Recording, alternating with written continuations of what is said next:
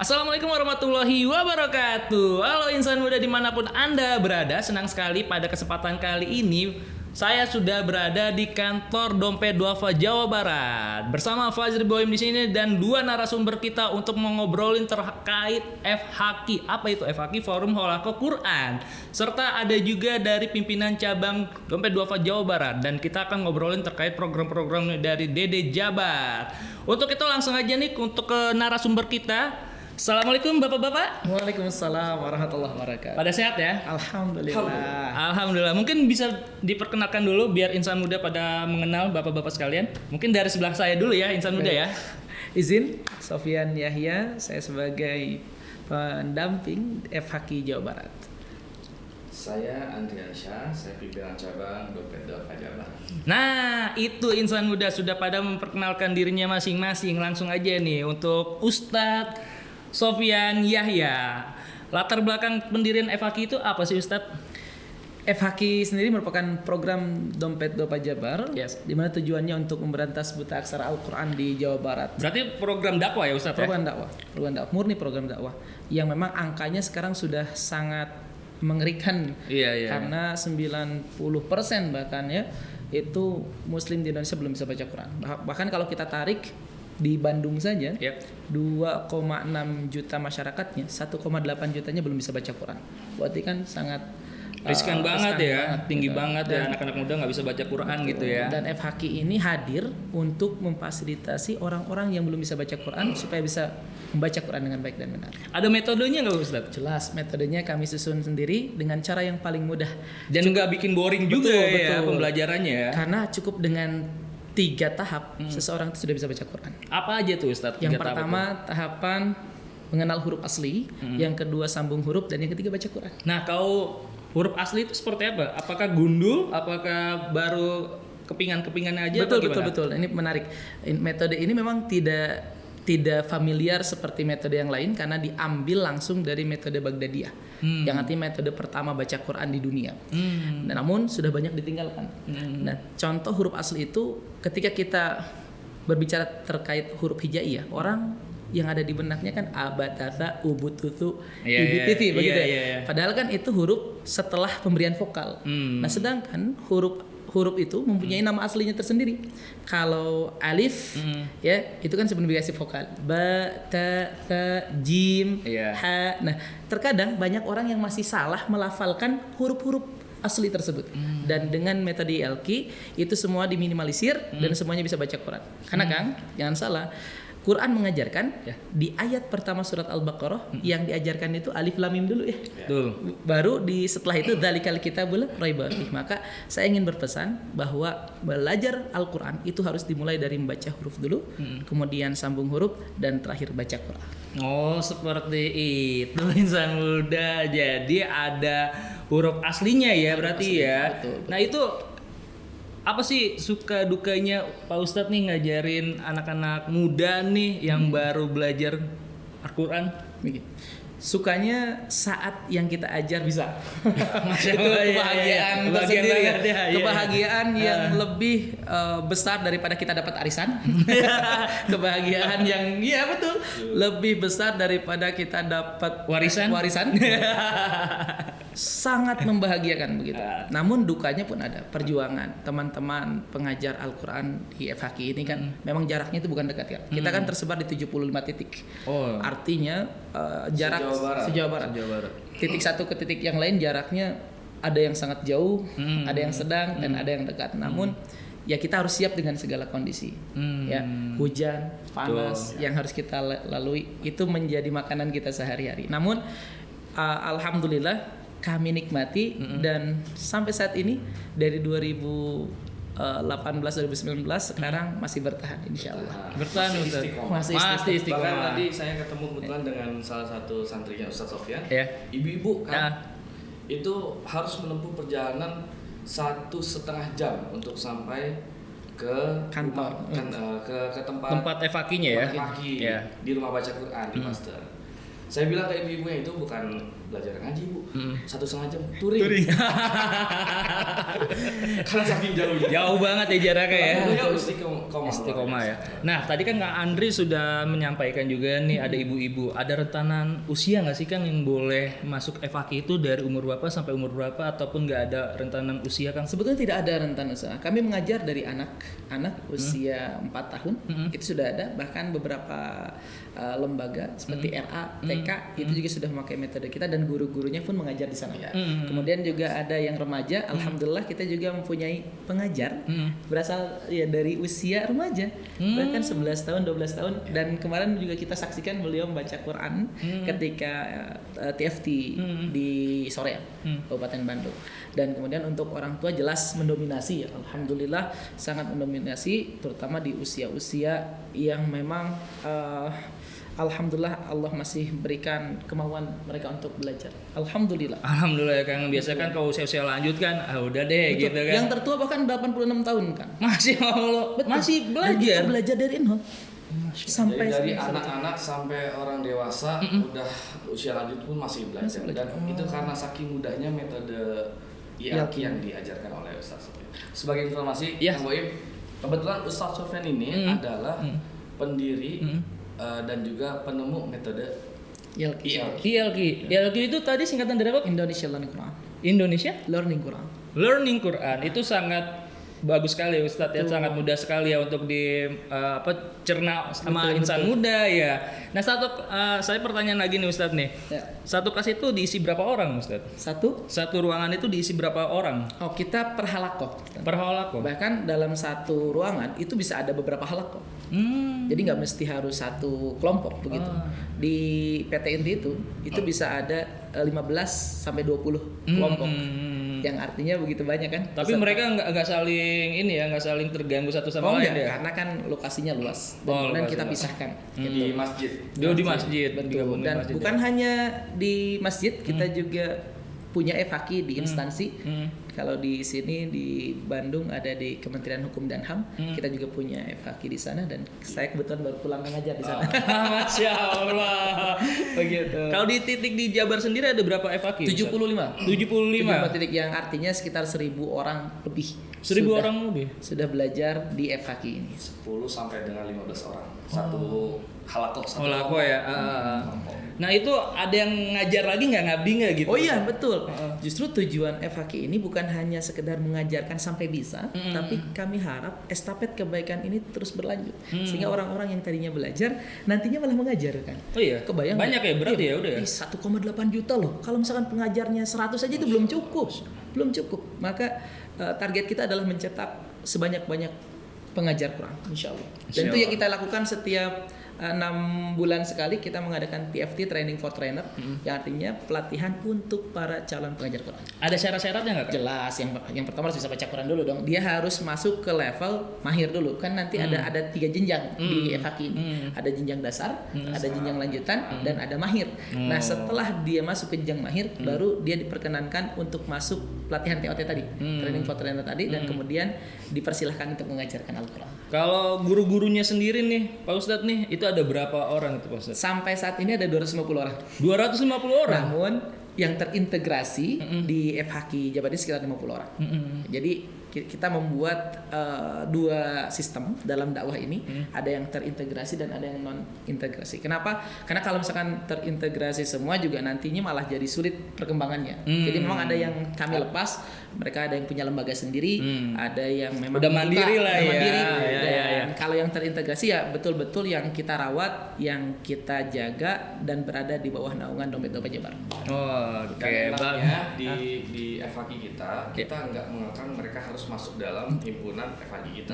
Silakan kalau di luar mau buat sendiri, silakan kalau di luar mau menggunakan metode ILQ itu kita sah-sah aja, kita bebaskan. Tapi kalau misalkan ada yang mau mandiri sendiri itu tetap pendampingan kita kan? Pendampingan kita dan memang karena metode ini sudah diwakafkan, jadi memang dari awal kenapa kita bikin FHQ itu berada irisan dengan TFT itu supaya pengajaran ini meluas, bukan hanya di Bandung, bukan hanya Jawa Barat.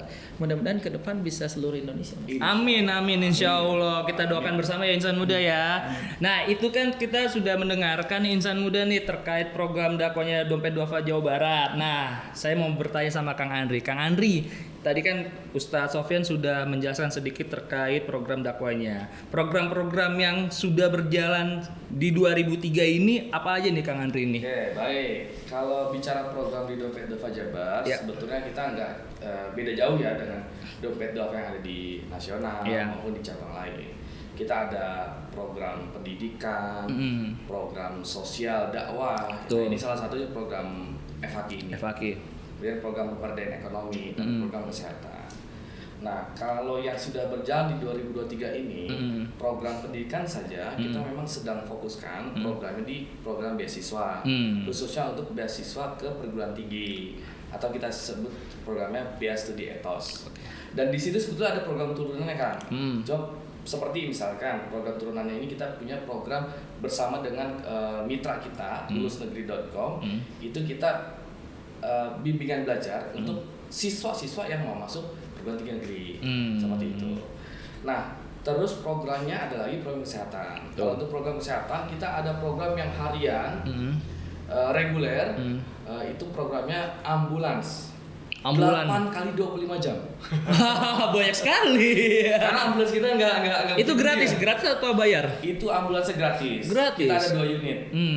Satu unit di Kabupaten Bandung, satu lagi di Kota Cirebon. Oh, itu bekerja sama dengan pemerintah kah? Enggak, kita kelola sendiri. Khusus yang di Cirebon ini kita kerjasama dengan salah satu mitra kita, mitra perusahaan juga. Jadi memang program ambulans ini bisa dibilang program unggulan kita lah ya, karena ambulansnya nggak berhenti ya.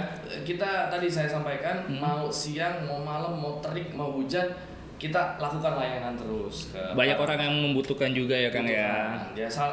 Paling tidak satu hari itu ambulans kita 2 sampai dengan 3 layanan lah. Itu pun karena kita melakukan advokasi juga di rumah sakit. Maksudnya kalau ada yang belum mendapatkan BPJS, itu relawan di ambulans mengadvokasi agar dia bisa dilayani dulu gitu. Nah, jadi banyak hal termasuk mengadvokasi administrasi kelengkapan dari calon pasien. Kalau kita tidak melakukan itu, kita hanya mengantar-ngantar aja, itu sehari bisa 5 sampai 4 kali kita bolak-balik tuh Kang ya. Bolak-balik. Nah, itu kan dari program kesehatan nih. Kalau program-program yang lain bagaimana Kang? Ya, program sosial seperti biasa ada yang masuk ke sini, kemudian kita layani. Satu-satunya juga program dakwah juga, sosial dakwah. Nah, salah satu program yang mungkin menjadi kekhasan Dompet Duafa Jabar juga salah satunya adalah program pemberdayaan ekonomi. Di program pemberdayaan ekonomi setidaknya kita punya 4 fokus program saat ini. Program pertama adalah di peternakan, kampung ternak. Program kedua ada program Saumrotan di Majalengka. Jadi kita membina UKM, UMKM, melatih mereka untuk menganyam rotan, kemudian rotannya dijual, diekspor, dipasarkan ke luar negeri.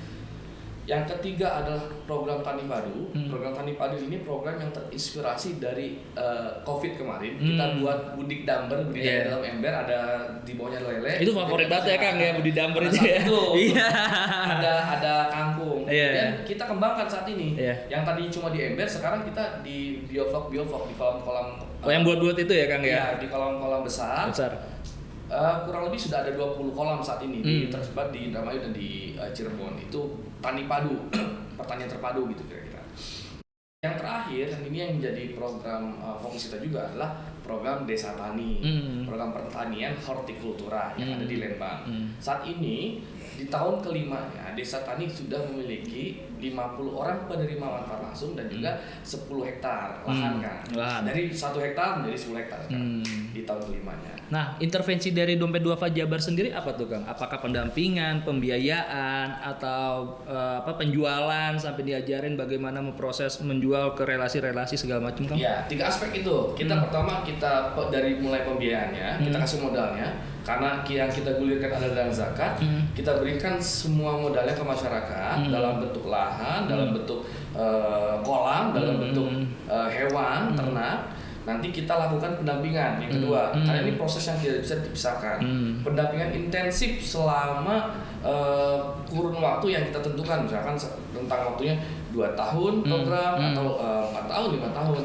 Nanti setelah itu kita juga ajarkan mereka untuk mengakses pasar. Jadi kita siapkan resourcesnya, kita dampingi sampai kita siapkan juga pasarnya. Nah ke depan mereka akan mandiri, mereka sudah tahu skemanya dari awal sampai akhir. Kalau misalkan belum mandiri nih Kang, maksudnya sedikit lagi nih bisa nih, itu tetap pendampingan, tapi modal akan dikasih apa gimana Kang? Kalau mereka kita kan ada ukurannya. Iya. Takarannya ya berarti ya. Kita punya poin-poin, kita punya form yang menunjukkan bahwa ini mustahik masuk kategori bisa kita bahasa buat mandiri ya. Kita bahasanya itu nanti bisa diplasmakan. Oh iya. Ketika dia sudah bisa diplasmakan, kita plasmakan. Jika dia belum bisa diplasmakan karena ada beberapa aspek yang belum terpenuhi, misalnya tadi, ini dari kemandirian pemasaran dia masih kesulitan, maka di aspek itulah yang akan kita tambah, aspek itulah yang akan kita pendampingan lebih intensif lagi. Jadi kita tetap akan membuat mereka melatih mereka, membuat mereka sampai bisa baru kita plasmakan. Nah ini kan sudah di penghujung tahun 2023 nih Kang ya. Betul. Program apa lagi yang akan dimunculkan di 2024? Apakah program yang sebelumnya diadopsi gitu kan, diperbarui lagi, atau program-program yang sudah lama diadopsi terus dikerjakan gitu Kang? Oke. Ya di tahun 2024 kita relatif kita relatif ingin menguatkan dan mengembangkan program-program yang sudah kita jalankan di 2023. Seperti misalnya program Desa Tani di pemberdayaan ekonomi. Itu kan programnya bermanfaat, dampaknya terasa. Apalagi kemarin di awal November kita baru aja memenangkan SDGs Action Award 2023 untuk kategori pertanian.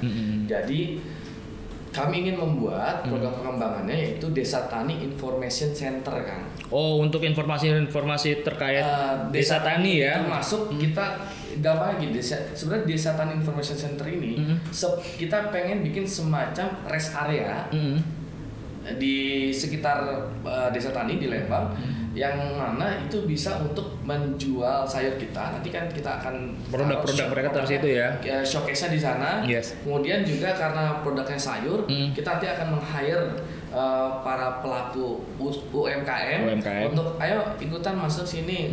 Misalkan mereka bikin warung nasi liwet, gitu. Nanti ada lagi di sini batagor dan lain sebagainya. Itu kita sebetulnya ingin menguatkan program-program yang sudah ada. Itu salah satu contohnya. Saya contohkan lagi misalkan Tani Padu, saya jelaskan tadi tentang lele dan kampung. Kita bikin program turunannya tuh. Keripik lele, kulit lele gitu. Jadi lebih kepada penguatan program-program turunan dari program yang sudah ada. Termasuk juga misalkan kampung ternak, kan domba ya? Hewan domba. Nah, kita mau bikin Jabar kulinari. Sebenarnya ini gampangnya warung sate gitu. Warung sate, benar. Olahan daging domba ya. Daging domba. Kita mau coba masuk ke sana gitu ke depan untuk menguatkan dari sisi hilir program-program yang sudah kita buat gitu kan. Jadi relatif nggak ada yang baru-baru banget, ya paling penambahannya cuma penguatan program yang sudah ada, sehingga programnya bisa lebih luas berkembang lagi, bermanfaat bagi masyarakat luas, dan juga kita ingin menguatkan tadi hulu dari program-program kita, program pertanian, maka hilirnya ada warung sate gitu. Pertanian, hortikultura di kebun, penguatannya dengan Freshmart, benar. Information Center. Ada goalsnya tersendiri ya Kang ya. Kurang lebih kayak gitulah. Gitu. Benar. Nah, Ustadz, saya mau tanya nih sama Ustadz nih, kalau misalkan insan muda mau mencari info terkait FHQ ini, itu di mana Ustadz? Yang pertama Instagram ya. Oh, main Instagram juga ya? Iya betul. Langsung saja di DM di Instagramnya ILQ Center insyaallah. ILQ Center. E-learning Quran. E-learning Quran. Oh, bisa e-learning langsung, Quran. Bisa langsung. Ya. Atau bisa langsung datang ke kantor kita. Kita mempunyai 3 kantor. Yang pertama di Soreang Kabupaten Bandung. Yang kedua di Pasteur, Gateway, dan satu lagi di Jatinangor. Betul. Jadi 2 informasi itu ya yang bisa mencari informasi terkait FHQ ya. Betul. Nah, kalau Kang Andri sendiri nih, kalau insan muda nih yang ada di wilayah Jawa Barat, khususnya di Kota Bandung nih, punya usaha, pengen pengembangan dan pendampingan yang didampingi oleh Dede Jabar, itu informasinya bisa kemana, Kang Andri? Bisa langsung aja datang ke kantor Dompet Duafa Jawa Barat. Bagi yang domisilinya di Bandung ya, itu ada di Jalan Martanegara, Turangga, atau gampangnya seberangnya Sesko TNI.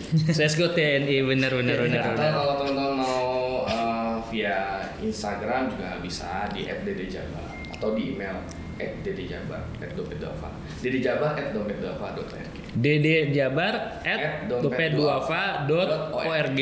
Nah, itu insan muda. Bagi kamu insan muda yang pengen belajar menggunakan metode ILQ ya, Ustadz ya, untuk mempermudah bacaan Quran, mengerti paham terkait Al-Quran itu pembacanya seperti apa dan tajud-tajudnya ya Ustadz ya. Itu langsung aja bisa melihat sosmednya e-learning Quran gitu ya. Nah, kalau misalkan selain itu juga nih, kalau misalkan nih insan muda nih punya potensi-potensi peternakan, terus juga mau mencari beasiswa untuk perguruan tinggi ataupun pengen pengembangan usahanya juga, silakan aja bisa mencari informasi di websitenya Dompet Duafa Jawa Barat. Terima kasih Kang Andri. Sama-sama. Pak Ustadz, sehat-sehat selalu. Semoga bisa memberikan keberkahan untuk masyarakat Jabar, Amin. ataupun di luar Jabar itu sendiri. Terima kasih insan muda yang sudah menonton kita kali ini. Jangan lupa untuk like, comment, and subscribe Dede TV. Ketemu lagi di program bertamasya selanjutnya. Wassalamualaikum warahmatullahi wabarakatuh. Waalaikumsalam warahmatullahi wabarakatuh.